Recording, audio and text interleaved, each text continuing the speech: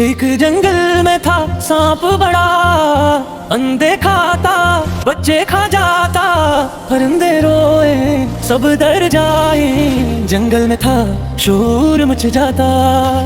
आया आया बहादुर तोता, घोंसले वाला प्यारा तोता, अगले से असने कान दुखाया, सब्र परिंदों को बचाया।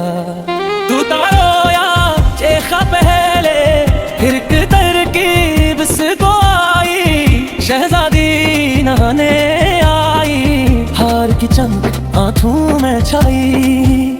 आया आया बहादुर तोता, मीठी बातें करता तोता, हार उठाया चोंच में अपने, सिपाही पीछे भागे जग से।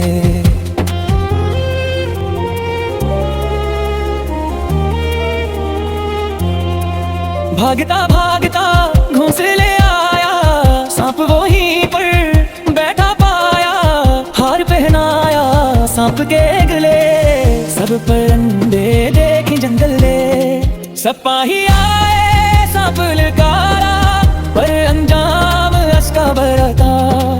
सांप देखो ये जख्मी हो गया, नाचो सब जश्न मनाओ। खत्म हवा जंगल का खतरा, जीत गई अक्ल हार गया जोर, हौसला बन गया सबका शान, बहादुर तोता सबका हीरो, सीखो बच्चों अक्ल करो।